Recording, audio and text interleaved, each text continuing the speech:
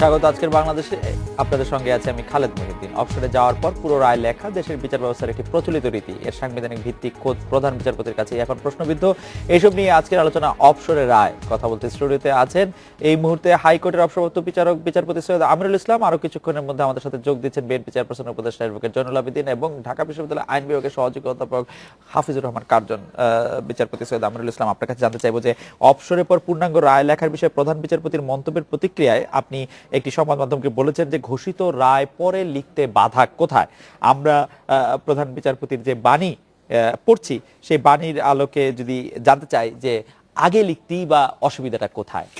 আগে লিখতে তো কোনো অসুবিধা নাই। জি, এখন কথা হলো তিনি যে কথাটা বলেছেন যে অবসরের পরে রায় লেখলে অবৈধ হবে, সাংবিধানিকভাবে দেখিয়েছেন। আগে লিখতে তো কোনো বাধা নাই। আমাদের হাইকোর্ট বিভাগের রুলসে বলছে যে উন্মুক্ত আদালতে আপনাকে ডিকটেশন দিতে হবে, তাইলে উভয় পক্ষ জানলো আপনি মামলায় কি রায় দিলেন এবং কি কারণে রায় দিলেন। ঠিক তার বিপরীতে আপনার আপিল বিভাগের রুলসে দেখেন, সেখানে ওনারা কিন্তু প্রকাশ্য আদালতে শুধু রায়টা ঘোষণা করেন, appeal dismissed, appeal allowed in part, শুধু রায়টা ঘোষণা করেন এবং রায়টা ওনারা পরে লিখেন। রাইট। এখন দেখা গেল যে আজকে আমার শেষ কর্মদিবস, ওই দিন যদি একটা রায় থাকে এবং রায়টা ঘোষণা হয়, তো সেই রায়টা যদি আমি নাও লিখি, অন্যদের সাথে যদি আমি একমত পোষণ করি, তাহলে ওই রায়টা লেখার পরে তো আমাকে পড়তে হবে, কমপক্ষে করতে হবে বা নিরীক্ষা করতে হবে, স্বাক্ষর করতে হবে, ইয়া করতে হবে। সুতরাং এইটা তো যুগ যুগ ধরে বাংলাদেশ হওয়ার পর থেকে এমন কোনো নজির না, আমার জানা মতো এমন কোনো বিচারক নাই যিনি যে শেষ কর্মদিবসে তার শোনার সমস্ত মামলার রায় শেষ করে গেছেন। মাননীয় প্রধান বিচারপতি যে কথাটি বলছেন তার বাণীতে আমি যদি সরাসরি উদ্ধৃত করি, সেইটার মধ্যে তিনি বলছেন যে কোনো বিচারপতি অবসর গ্রহণের পর তিনি একজন সাধারণ নাগরিক হিসেবে গণ্য হন বিধায় তার শপথও বহাল থাকে না। আদালতের নথি সরকারি দলিল, একজন বিচারপতি অবসর গ্রহণের পর আদালতের নথি নিজের নিকট সংরক্ষণ, পর্যালোচনা বা রায় প্রস্তুত করা এবং তাতে দস্তখত করার অধিকার হারান। এইটাই যদি হয়, কিন্তু আমাদের যে দীর্ঘদিনের প্র্যাকটিস, জি, শুধু বাংলাদেশের কথাই যদি বলি, তাহলে 44 বছরের রেওয়াজ হলো যে অবসর গ্রহণ করার পর সব বিচারপতিরাই রায় লিখে এসছেন এবং ওনার আমলেও দুই একটা উদাহরণ দেওয়া যাবে যারা অবসর গ্রহণ করার পর রায় লিখছেন হাইকোর্ট বিভাগে, আপিল বিভাগে তো আছি। তো সুতরাং এই রেওয়াজটা শুধু বাংলাদেশে না, এই উপমহাদেশে ইংল্যান্ডে সব দেশেই আছে যে রায় আপনার কথা হলো, আমি যে কথাটা বলতে চাই, রায় ঘোষণা আর রায় লিখা এর মধ্যে আপনাকে একটা পার্থক্য টানতে হবে। আজকে আপনি যে কথা বলছেন, আমরা আজকে সাবেক আইনমন্ত্রী, আপনি জানেন যে ব্যারিস্টার শফিক আহমেদ এবং বর্তমান অ্যাটর্নি জেনারেল জনাব মাহবুব আলমের সাথে আমি কথা বলছিলাম, তারা দুজনই একই কথা আমাদেরকে বলেছেন। সেই কথা হচ্ছে অনেকটা এরকম যে আপিল বিভাগের বিচারকরা যদি চানও তাদের পক্ষে আসলে সম্ভব হবে না শুধু চাকরিতে থাকা অবস্থায় রায় লেখা। আপনি কি বক্তব্যের সাথে একমত কিনা? কারণ তাদেরকে শেষ দিন পর্যন্ত আসলে রায় বিষয় শুনতে হয় এবং তারা অনেক বিষয়ে আসলে তাদের যে সহকর্মীদের সঙ্গে আলোচনা করার জন্য সময় দরকার হয়, তারা অনেকগুলি বিষয় একসাথে শোনেন। এটা আসলে প্র্যাকটিক্যাল আপিল বিভাগে তো প্র্যাকটিক্যাল না, মানে বাস্তবসম্মত না। এই জন্যে যে যদি একজনের 5 জনের বেঞ্চ হয় অথবা 3 জনের বেঞ্চ হয়, আপিল বিভাগে যদি 5 জনের বেঞ্চ হয় বা 3 জনের বেঞ্চ হয়, তাহলে নিয়ম হলো যদি সব বিচারপতি একমত হন, তাহলে একজনকে দিন রায়টা লেখার জন্য। আচ্ছা, রায়টা লেখার পর সর্বকনিষ্ঠ বিচারপতি তিনি এটা পরীক্ষা নিরীক্ষা করে দেখবেন কোথাও ভুল ত্রুটি আছে কিনা, টাইপিং মিস্টেক আছে কিনা, এইভাবে পরবর্তী করতে করতে সর্বশেষে চিফ জাস্টিসের কাছে আসবে। উনি সর্বশেষ কারেকশন করে দেওয়ার পর এটা আবার পুনরায় ফাইনাল টাইপ হবে, হওয়ার পর আবার ওই জুনিয়র মোস্ট থেকে উঠতে এসে চিফ জাস্টিসের কাছে আসবে। আসলে পরে স্বাক্ষর হবে, তখন এটা আপনার রায়টা সেকশনে যাবে এবং এটা সার্টিফাইড কপি নিতে পারবে। সুতরাং আপনি যদি একটা বেঞ্চে মামলা শুনেন এবং রায়টা আপনি নিজে নাও লেখেন, তাহলে সে এই প্রক্রিয়ার মধ্যে দিয়ে গেলে আপনাকে তো বিচারপতি হিসেবে অবসর গ্রহণ করার পরে বহু রায় থাকবেই। এবং আমি অনেক কয়েকজন প্রাক্তন প্রধান বিচারপতির সাথে আমার আলাপ হয়েছে, ওনারা বলেছেন যে আমরা তো অবসর গ্রহণ করার পরে রায়। বিএনপি চেয়ারপারসনের বর্তমান উপদেষ্টা এবং সুপ্রিম কোর্ট বার অ্যাসোসিয়েশনের সাবেক সভাপতি অ্যাডভোকেট জয়নাল আবেদীন আমাদের সাথে এসে যোগ দিয়েছেন। অ্যাডভোকেট জয়নাল আবেদীন, আপনাকে স্বাগত জানাই।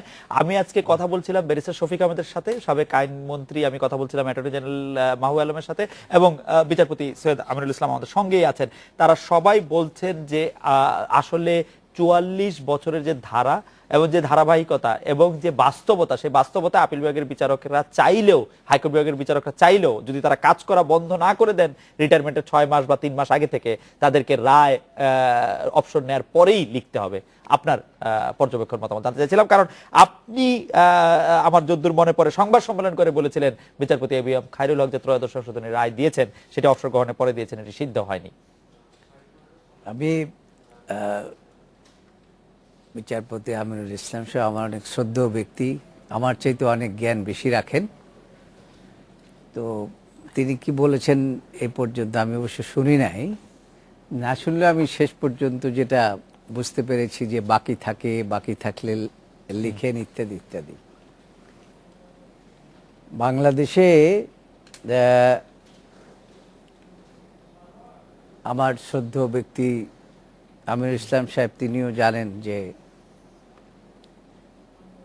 প্রভিশন একটা জিনিস আর আইনের যে বিধান সেটা আর একটা জিনিস, এবং সেই আইনের বিধানে আমাদের সকলকে মানতে হবে। আমি যে সাংবাদিক সম্মেলনটা করেছিলাম, যে কথাটা বলেছিলাম, এবং সেটা ছিল আপনার এই যে তত্ত্বাবধায়ক সরকার বাতিলের যে জাজমেন্ট সেটা সম্পর্কে। রাইট।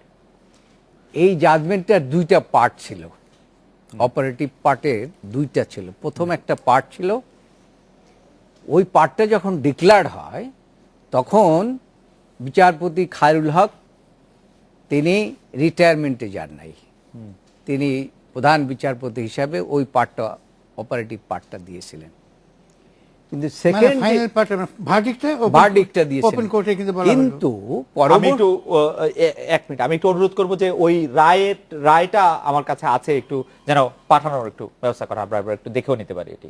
জি হ্যাঁ, আমার কাছেও আছে। জি জি, মানে আমার কাছে থাকলে আমি যে জন্য বলেছিলাম, সেকেন্ড যে পার্টটা আসছে সেই পার্টটা আসছে when he retired from his service। এই জন্য আমি কিন্তু ওইখানে আপনি দেখবেন আমার যে সাংবাদিক সম্মেলনটা যদি আপনার কাছে থাকে, আপনি ওখানে দেখবেন আমি কতগুলো জিনিস বলেছি, এবং সেখানে এবং এগুলা কিন্তু রিপোর্ট হয়েছিল ওই সময়, এবং পত্রপত্রিকায় রিপোর্ট হয়েছিল, এবং বলেছিলাম তত্ত্বাবধায়ক সরকার ব্যবস্থা বাতিলের রায় আইনগতভাবে গ্রহণযোগ্য নয়। কেন গ্রহণযোগ্য নয় সেই কথাগুলো আমি বলেছিলাম, এবং আমার মনে হয় বিচারপতি আমিনুল ইসলাম সাহেবও এটা মানে উনি এটা দেখেছেন। আপনি যদি অ্যাডভোকেট জয়নাল আবেদীন, আপনি যদি আমি সংক্ষেপ করে বলছি, সেখানে আমি কতগুলো মূল রায় হলো লর্ড কর্নওয়ালিসের যে রায়টি, সেই সম্বন্ধে আমি বলেছিলাম। সেখানে স্পষ্ট পরিষ্কারভাবে ওই জাজমেন্টের মধ্যে বলা আছে, এ রিটায়ার্ড জাজ can not write and sign a judgment if is write and sign it, in that case it become functus officio, comment ছিল no judgment। বিচার বিভাগ পৃথক করার ক্ষেত্রে যে মাজদার হোসেন মামলার রায় যে জাস্টিস মোস্তফা কামাল রিটায়ারমেন্টের 2 বছর পরে দিলেন, তখন সেখানে দেখেন একই সেম অপারেটিভ পার্ট ছিল। এখানে অপারেটিভ পার্ট দুইটা, এখানে অপারেটিভ পার্ট চেঞ্জ হয়েছে দুইটা। আমি জাজমেন্টের দুইটা পার্টই এখানে আপনার বলেছি। জি বলেন। এবং সেখানে দেখবেন প্রথম পার্ট যেটা উনি খায়রুল হক সাহেব দিয়েছিলেন, সেই পার্টটা ছিল এই যে ওয়ান পার্ট। আমার সাংবাদিক সম্মেলনটা কি আপনার কাছে আছে? জি।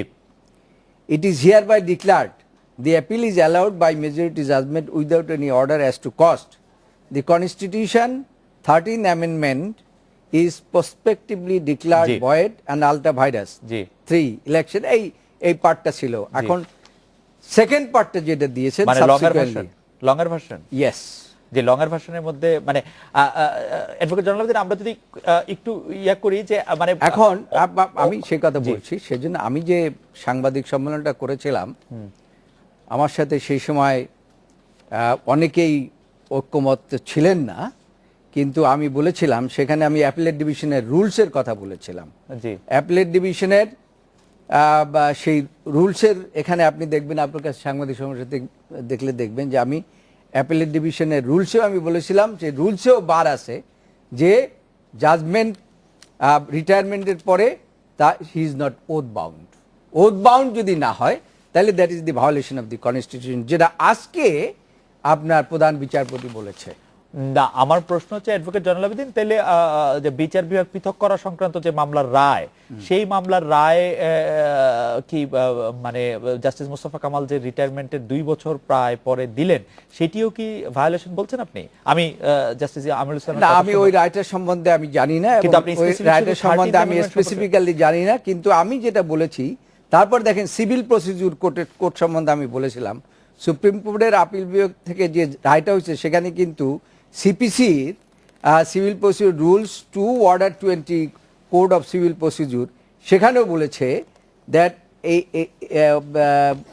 civil procedure code would be the writing of the judgment should have been within the time that a person in question was not separated from the judicial office.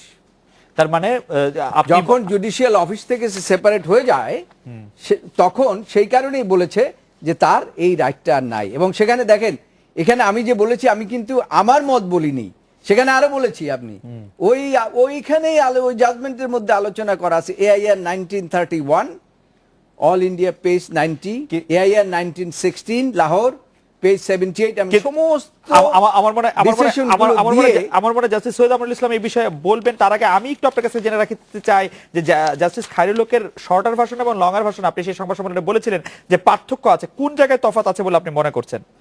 এই সেটা জাজমেন্টটা যদি আপনার কাছে থাকে, যে আমার কাছে জাজমেন্টটা আছে, তাহলে আপনি দেখবেন সেখানে শর্টার ভার্সন আর লঙ্গার ভার্সনে মানে কোন জায়গাটা এখানে দেখবেন। জি, আপনার সুপ্রিম অ্যাপিলেট ডিভিশনের অংশ বিশেষ, the court after the case of heard shall pronounce the judgment in open court either once or some future day which due notice.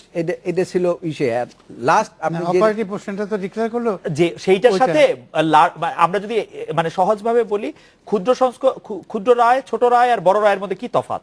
এই যে আপনি বলেছিলেন যে এর মধ্যে তফাৎ আছে, কি তফাৎ? এই যে পরবর্তীতে যেটা আসছে, জি আপনার কাছে যদি ওইটা থাকে আপনি দেখেন, জাজমেন্টটা দেখেন, জি। জাজমেন্ট প্রথম পার্টটা পড়েন আপনি একটু। জি জি, আমাদের প্রথম পার্টের মধ্যে আপনি পড়েছেন প্রথম part 1 2 3 the appeal is allowed by majority without any order as to cost the constitution of act, এটাকে রিপিল করা হলো। The election of 10th and 11th parliament may be held under the provision of the above mention 13th amendment, সেটা হচ্ছে যে ওই যে যেটা which otherwise not lawful necessity makes it lawful.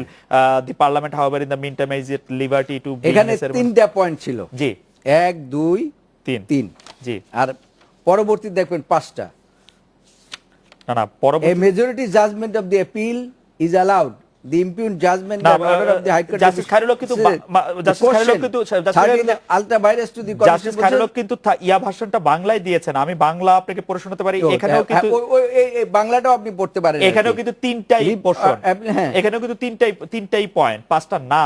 এই যে না the government is hereby directed to মানে উনি যে to pay the ওই যে কস্ট এর একটা ব্যাপার দিয়েছে, তারপরে 5 নম্বরে there shall be ওই no order of the cost. হ্যাঁ, তারপরে আবার অ্যাপিলেট ডিভিশনের যে রুলটা যে ভায়োলেট করেছে সেই কথাটা আমি বলেছিলাম, the court after the case has been heard shall pronounce the judgment in open court either in once or some future day of which due notice shall be given to the parties.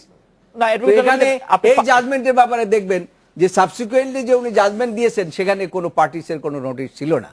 না advocate Zainul Abedin, আপনি যদি shorter version আর লঙ্গার ভার্সনের তফাৎটা বলতেন তাহলে আমার সুবিধা হতো।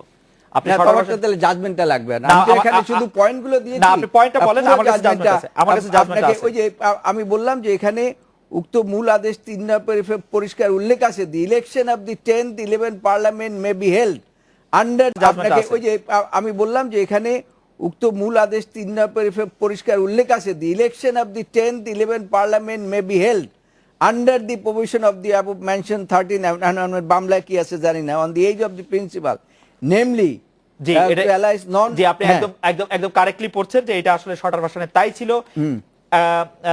আমি যদি লঙ্গার ভার্সন পড়ি, না, শর্টার ভার্সনে কি ছিল আপনি আমাকে সেটা বলেন। Shorter- এই পোর্শনটা ছিল না। Shorter portion- parliament however in the mean time is liberty না না, টু শর্টার ব্রিং ভার্সনে দি নেসেসারি। শর্টার ভার্সনে এটা ছিল। আমার কাছে শর্টার ভার্সনটা আছে ছাপা দেখেন, হওয়া। দেখেন আপনি। আমি বলি শর্টার ভার্সনে ছিল যে parliament however in the mean time is at liberty to bring necessary amendments including the provisions of making the former chief justices of Bangladesh or the জাজেস of the appellate division as the head of এবং আপনি এই যে shorter যে ভাষণ যেটা দিয়েছেন জি। সেটা কিন্তু কারোই সই ছিল না। আপনি দেখবেন এখানে জাস্টিস আমির ইসলাম সাহেব আছেন, শর্টার ভাষণে কিন্তু যে অর্ডারটা অপারেটিভ পার্ট দিয়ে দেয় জাজরা কিন্তু সই করে দেন। সই ছাড়া কিন্তু শর্টার ভাষণের আপনার কোনো ইমপ্লিমেন্ট থাকে না। আমি জানি না, তারপরে লিটল জাজমেন্ট আমি দিতে জানি না পারেন। এই ব্যাপারে আমরা এবং সৈয়দ এটা আমিনুল ইসলামকে বিতর্ক আমরা আমিনুল ইসলাম সাহেবের যে জাজমেন্ট আজ পর্যন্ত উনি যতগুলো জাজমেন্ট দিয়েছেন, জি। আমি কেন বলেছি আমি সেটা একটু বলে আমরা নিই। একটা বিরতি- কথাটা হচ্ছে এখানে দুইজন না, একটু শেষ করে জি, নেই। জি। এখানে দুইজন বিচারপতি আমাদের এই বিচার অঙ্গনে, আমি এই কারণে বলেছি যে খায়রুল হক সাহেব গণতন্ত্রের উপরে একটা আঘাত করেছেন, আর যেই এখন যে বিচার আপনার জিনিসগুলো আসছে সেখানে আরেক বিচারপতি এদের সাথে ইনভলভ হয়েছেন। পুরা জুডিশিয়ারিটিকে আপনার কি বলে কলুষিত করার চেষ্টা করা হচ্ছে। তিনিও রিটায়ারমেন্টে গেছেন, ইনিও রিটায়ারমেন্টে গেছেন। এই দুইজন দুইটা পার্টে বিতর্কের অবস্থার সৃষ্টি। কোথায় আমির ইসলাম সাহেব তো এত বছর জাজ ছিলেন, ওনার কোনো জাজমেন্ট নিয়ে তো না, না। আজকে পর্যন্ত পলিটিক্যাল বিতর্ক আসে নাই। রাজনৈতিক বিতর্কের মধ্যে যখন জাজরা যায় তখন সেখানে দেশে আমার মনে হয় যে আমাদের একটা বিরতি নিতেই হচ্ছে। তবে বিচারপতি এবিএম খায়রুল হকের কথা যখন আমরা বলছি তখন এই কথা বলতে হবে উনি নিজের হাতে নিজের নাম কেটেছেন এই কথা বলে যে বাংলাদেশের তত্ত্বাবধায়ক ব্যবস্থায় কোনো অবস্থাতে অবসররত প্রধান বিচারপতি বা আপিল বিভাগের বিচারকগণ যেতে পারবেন না, যেটা আপনাদের সবার দাবি ছিল যে বিচারকগণকে বাঁচানোর জন্য তিনি নিজে তত্ত্বাবধায়ক সরকারের প্রধান তার হওয়ার কথা ছিল, সেটি তিনি নিজের হাতে তিনি নিজের নাম কেটেছেন। আমরা একটা বিরতি নিচ্ছি। বিচারপতি সৈয়দ আমিনুল ইসলাম আপনার কাছে ফিরছি অ্যাডভোকেট জেনারেল আবেদিন যে প্রশ্নগুলি তুললেন সেই প্রশ্নগুলির ব্যাপারে শুনতে।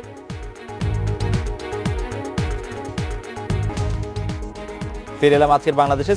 জাস্টিস সৈয়দ আমিনুল ইসলাম অনেকগুলি বিষয় সামনে চলে এসেছে। অ্যাডভোকেট জয়নাল আবেদিন প্রশ্ন করছিলেন যে রিটায়ার করার পরে জাজমেন্টের দেওয়া সাংবিধানিক বৈধতা সম্পর্কে। উনি একটা জাজমেন্ট থেকে বললেন ওই সিপিসির রেফারেন্স দিয়ে। জি, তো আমরা সবাই জানি যে সুপ্রিম কোর্ট আপিল বিভাগের বেলায় CPC has no manner of application. Appeal বিভাগ দেওয়ানি মামলা, ফৌজদারি মামলা, যে কোনো মামলায় শুনুক না কেন, ফৌজদারি কার্যবিধি অথবা দেওয়ানি কার্যবিধি আপিল বিভাগের বেলায় প্রযোজ্য নয়। আচ্ছা। আপিল বিভাগের কার্যাবলী পরিচালিত হয় আপিল বিভাগ কর্তৃক প্রণীত নীতিমালা দ্বারা, রুলস অফ অ্যাপিলেট ডিভিশন দ্বারা। সুতরাং ওই সিপিসি সেই এক্সাম্পলটা এখানে খাটে না। আর একটা হলো যে আমি আগেই যেটা বলেছি যে আমরা অন্য ইতিহাস বাদ দিলেও এই ৪৪ বছরের ইতিহাসে আমরা দেখে আসছি আপিল বিভাগ এবং হাইকোর্ট বিভাগে বিচারপতিরা অবসরে যাওয়ার পরেও তাদের ঘোষিত রায় তারা পূর্ণাঙ্গ রায়টা পরে লিখেন। হাইকোর্ট বিভাগে লেখা যাবে না, হাইকোর্টের রুলস আছে যে ওপেন কোর্টের কিন্তু পূর্ণাঙ্গ রায়টা পরে অবসরে যাওয়ার পরে লেখা যাবে না এমন কোনো বিধান নাই। আর রেওয়াজটা চলে আসছে যে লিখছেন, অনেকে বেশ বহুদিন পরেও লিখছেন। তো আমাদের আইনে একটা ডক্ট্রিন আছে, ডক্ট্রিন অফ স্টেয়ারি ডিসাইসিস। সেটার অর্থ হলো যদি কোনো একটা মামলায় যদি একটা আইনের ব্যাখ্যা আসে আর আদালত সেই মামলাটা নিষ্পত্তি করতে গিয়ে আইনে যে ব্যাখ্যাটা দিলেন সেটা কিন্তু সেই আইন অনুযায়ী সঠিক না, কিন্তু ওই বিচারকরা ওইটাকেই সঠিক বলে রায় দিলেন এবং পরবর্তীতে দেখা গেল বহু পরবর্তী মামলায় ওইটাকে ফলো করে রায় দিয়ে গেল। এইভাবে 20 বছর 30 বছর 40 বছর পরে গিয়ে আবার একটা প্রশ্ন উঠলো যে ওই যে রায় ব্যাখ্যাটা তো সঠিক হয় না আইন অনুযায়ী। তখন যদি দেখা যায় যে হ্যাঁ সঠিক হয় নাই, তাহলেও তখন ওই রায়টাকে আর তারা বলবে না, বলে দিচ্ছে এটা so deep rooted in the system, it is doctrine of stare decisis দ্বারা যে এইটাকেই আমরা শুদ্ধ হিসেবে গ্রহণ করে নিয়েছি, এটাই চলে আসছে।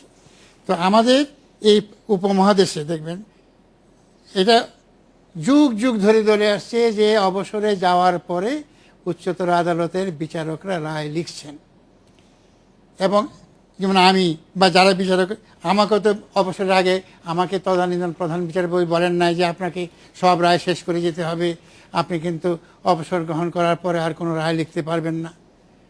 বরং আমি অবসর গ্রহণ করার পরে আমাকে বললো যে আপনার কতদিন লাগবে, আপনি যখন যাবেন চেম্বারটা ছেড়ে আমাকে জানিয়ে যাবেন, তাহলে আমি ওই চেম্বারটা আরেকজন বিচারপতিকে দিতে পারবো।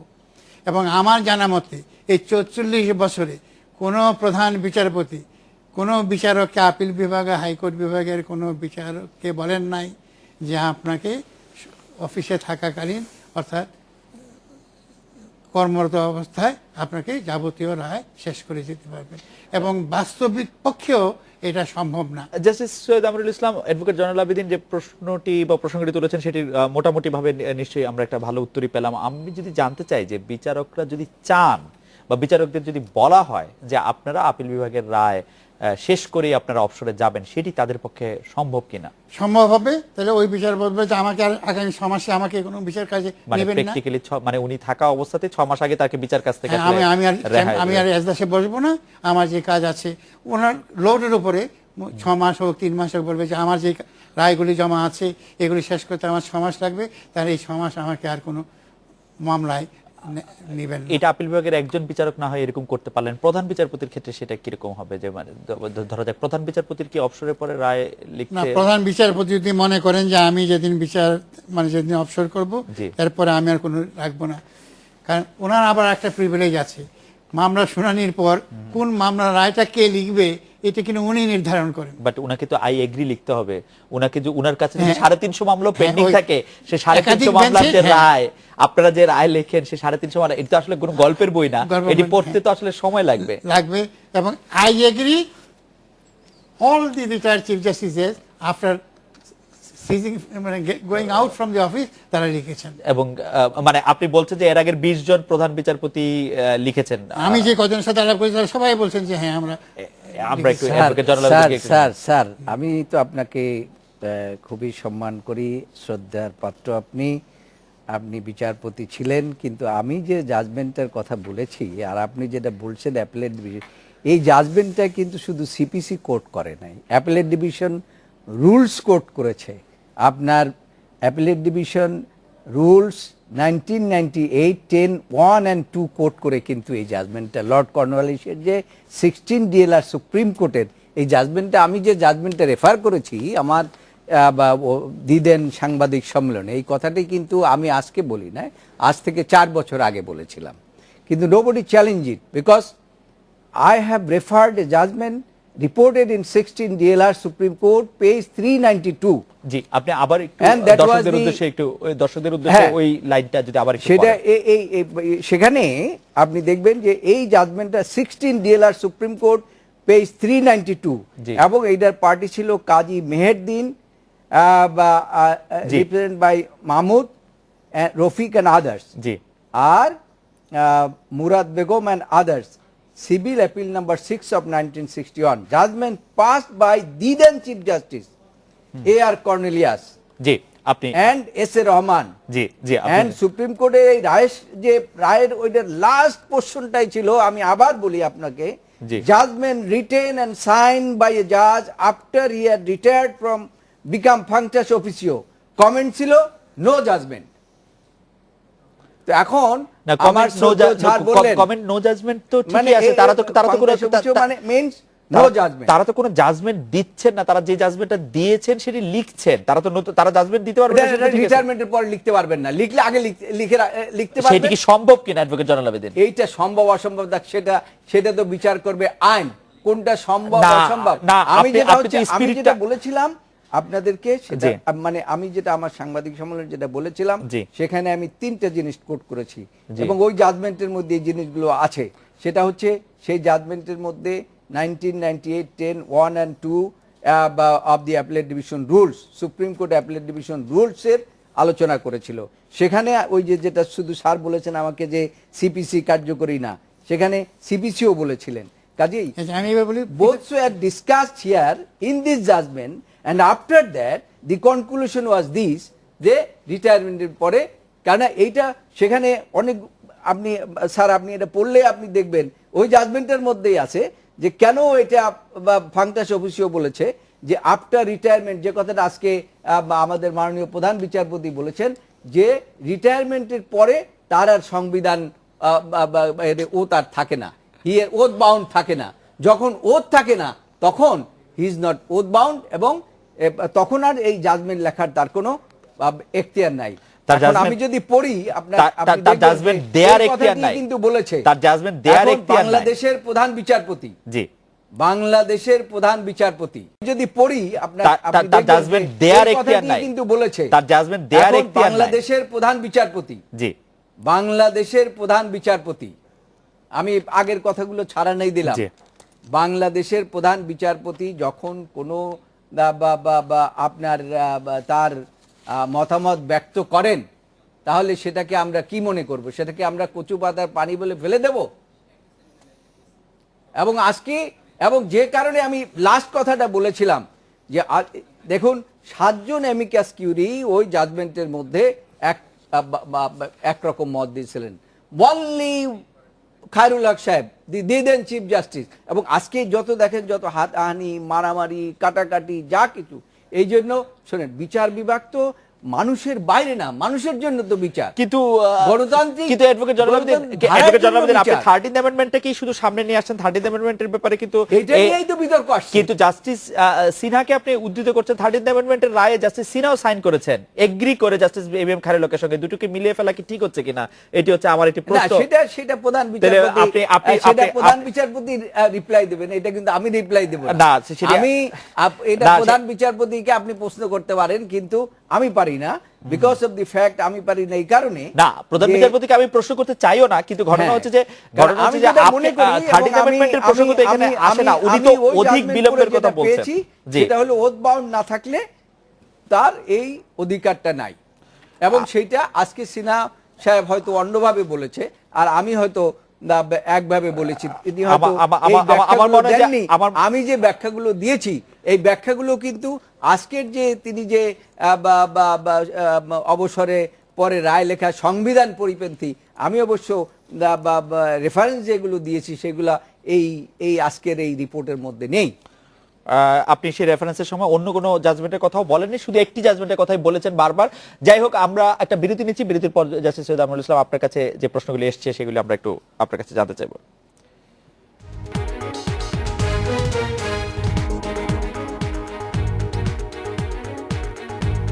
ফিরে এলাম আজকের বাংলাদেশে। জনাব হাফিজুর রহমান কার্জন, সহযোগী অধ্যাপক, ঢাকা বিশ্ববিদ্যালয় আইন বিভাগ, আমাদের সাথে যোগ দিয়েছেন। আপনাকে ধন্যবাদ এবং স্বাগত আমাদের অনুষ্ঠানে। জাস্টিস আমিনুল ইসলাম, আপনি বলছিলেন অ্যাডভোকেট জনাবুদ্দিন যে বিষয়গুলি সামনে নিয়ে আসছিলেন, যে তিনি লর্ড কর্নওয়ালিসের কথা বলছিলেন যে জাজমেন্ট আসলে রায় দিতে হবে আসলে যতক্ষণ পর্যন্ত চেয়ারে আছে, পদে আছেন ততক্ষণ পর্যন্ত। আমি প্রথমে বলেছি যে you must pronounce the judgement verdict. আচ্ছা, you must pronounce the verdict when you are in while you are in office, and you must have to sign it. ওই যে আপনার সাইন তো হলো পরবর্তী পর্যায়ে, আপনি লিখবেন এবং সাইন করবেন, তারপরে পাবলিশকে দেবেন। রুলসে কি বলে, আপনি মামলা শুনানি পরে ওপেন কোর্টে ডিক্টেশন দিবেন, দ্যাটস দি প্রনাউন্সমেন্ট অফ জাজমেন্ট। এবং আপনি দেখবেন রুলস পড়ে দেখবেন, একটা জাজ আজকে জাজমেন্ট দিল, ওপেন কোর্টের ডিক্টেশন দিয়ে জাজমেন্ট দিল, অ্যাপিল ইজ অ্যালাউড, রাইট। এখন ট্রান্সক্রিপ্ট হবে, কারেক্ট করবে, তারপরে ওইটা সাইন করবে, দুইজন ডিভিশন বেঞ্চ হলে দুইজন সাইন করবে। কালকে সে দি রাইটার জাজ মরে গেল, আজকে জাজমেন্টের ঘোষণা করে কালকে মরে গেল, what will happen? Will it be heard? No. সেখানে দেখবেন রুল পড়ে দেখবেন, সেখানে ওইটা কারেক্ট করবে জুনিয়র জাজ, কারেক্ট করার পরে register will certify that this is the judgment, this judgment was pronounced by অমুক on such and such date in open court. The judgment is finished as soon as you have declared the verdict. আমার যতদূর মনে পড়ে আমাদের high court বিভাগের একজন জাজ যিনি দিল্লিতে আসলে চিকিৎসা করতে গিয়ে মারা গিয়েছিলেন, তার ক্ষেত্রে ঠিক এক্স্যাক্টলি এই ঘটনাটি ঘটেছে আপনি যেটি বললেন। রুলস প্রোভাইডস, জি রুলস প্রোভাইডস। তার মরার লোক তো সই করতে হবে না, পারবে না। হ্যাঁ, না মানে সেটা অবসরের পরের রায় দেওয়ার প্রসঙ্গে আসতেছে। অ্যাডভোকেট জনাবুদ্দিন, আপনি বলছিলেন যে সেটি অসাংবিধানিক কিনা সেই প্রসঙ্গে কথা। এখন অসাংবিধানিকের চাইতেও বড় জিনিস হলো যে আমাদের হাইকোর্ট রুলস আছে, একটা অ্যাপিলেট ডিভিশন রুলস আছে। জি, অ্যাপিলেট ডিভিশন রুলস কোথায় ভায়োলেট করছে অবসরের পরে? সেই কথাটা আমি বারবার আপনাদেরকে বলতে চাচ্ছি। রুলসে কোড করে না। 1998 এর 10-1 yes রুলসে 10-1 রুলসে এবং পড়ে না, 2 রুলসে অংশ বিশেষটা যেটা না না রুলসে দেন না, the রুলসে court পড়লে after the case has been heard shall be এখানেই আছে স্যার এই রুলস টুল সব হ্যাঁ, গুলো রুলসে আমি নিয়ে জি। আসি। relevant রুলসে আপনার দেন না জন্য দেখি। সেটা জি। judgment in open court either once or some future day of which due notice shall be given to the parties or their advocate on record. Sir, and আপনি তো- decree order shall drawn up in accordance therewith. তাহলে যদি সে সার্ভিসে না থাকে তাহলে তো তার ওই নোটিশও দেওয়ার কোনো স্কোপ নাই। আপনার আমার মনে next যে- হলো subject আমার- to the provisions of the আমার মনে order. আমার মনে যে এই বিষয়গুলো আপনি বলেছেন অ্যাডভোকেট জনাব আবিদিন খুবই স্পষ্ট করে প্রাঞ্জল ভাষায় বলেছেন। আমরা একটু জনাব হাফিজুর রহমান কার্জনকে একটু শুনতে চাই। বিষয়টি হচ্ছে যে আজকে প্রধান বিচারপতি তার একটি বাণীতে আমরা দেখতে পাচ্ছি যে তিনি বলছেন যে অবসরের পরে রায় দেওয়াটা আসলে this is the সাংবাদিক rule. নন। আপনার এই This is সম্পর্কে the মতামত শুনতে চাইবো। আমরা Supreme একটু Court appellate division বিরতি নিয়ে rule. আপনার কাছে আসি। যেটা রুলের কথা বলছি। হ্যাঁ এই যে এই রুলসটা তো আমি নিয়ে আসছি। কিন্তু সেই রুলস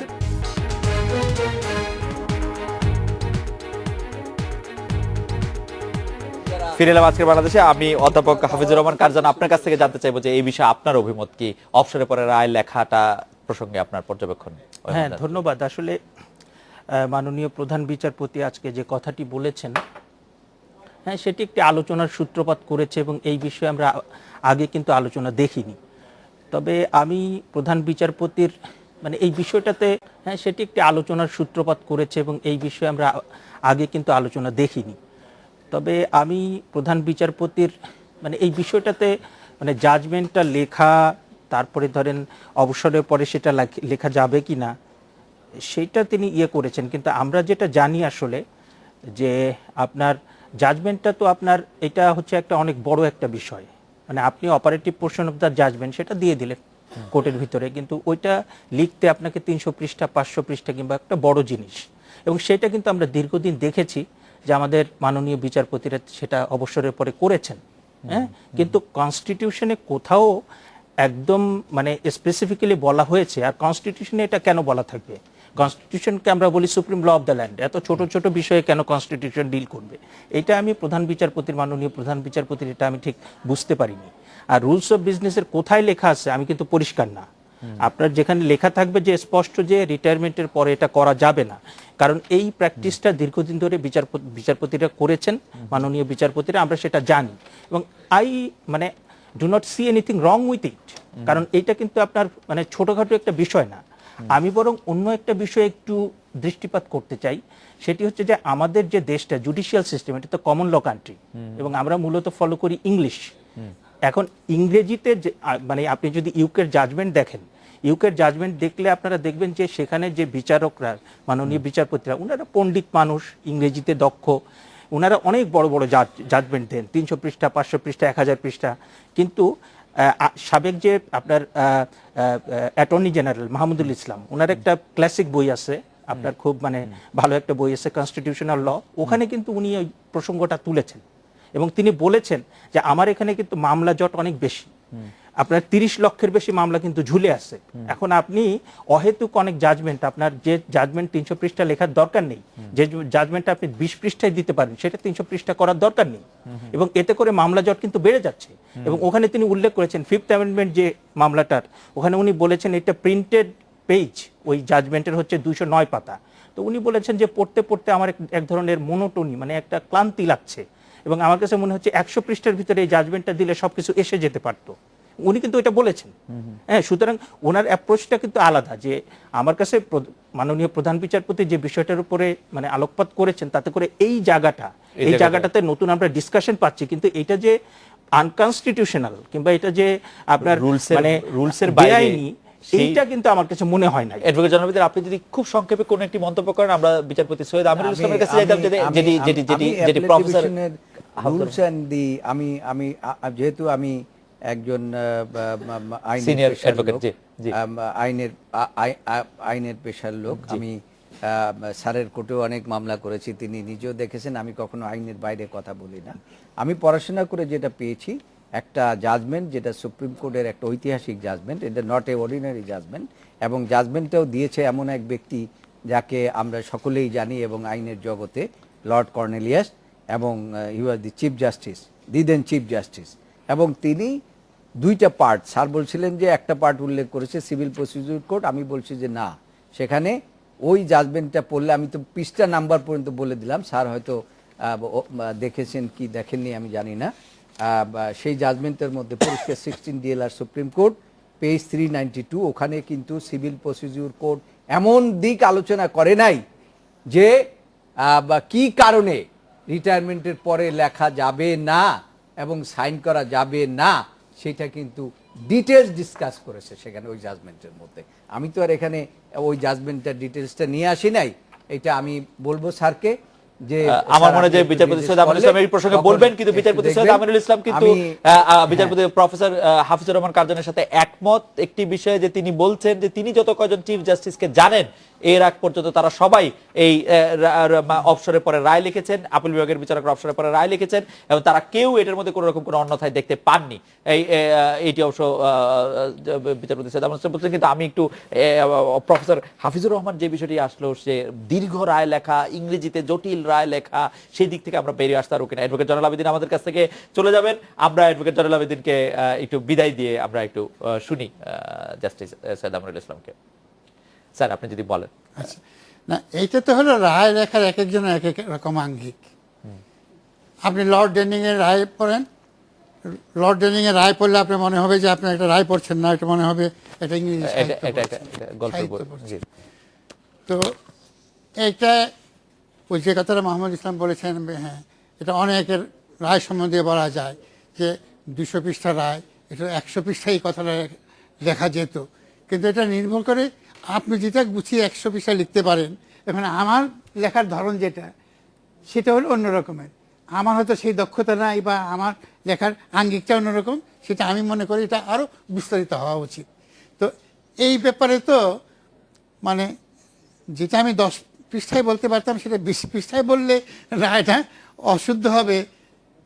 আর না, আমার মনে হয় যে অধ্যাপক হাফিজুর রহমান কার্জন যে বিষয়টির প্রতি দৃষ্টি আকর্ষণ করতে চাচ্ছেন, যেহেতু আমাদের অনেক মামলার জট আছে, আমি যদি ঠিক বুঝে থাকি প্রফেসর কার্জনকে, যে আমার রায়টা সংক্ষিপ্ত আকারে হলে তাড়াতাড়ি পেলে আমাদের জন্য সুবিধা হয়।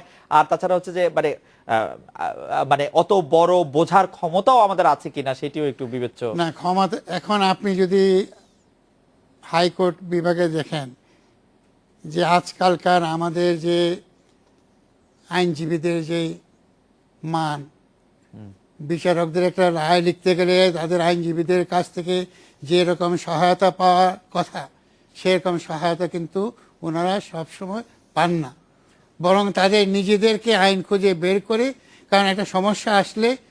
আমরা একটু শেষ কথা প্রফেসর কার্জনকে শুধু, যে প্রফেসর কার্জন একদম শেষ জায়গায় আসছেন, তিনি আইনজীবীদের সহযোগিতার কথা বলছিলেন। আমি একাডেমিকদের কাছে জানতে চাইবো যে একাডেমিক কতটা সহযোগিতা করছে আমাদের আইনকে একটু এগিয়ে যাওয়ার ক্ষেত্রে।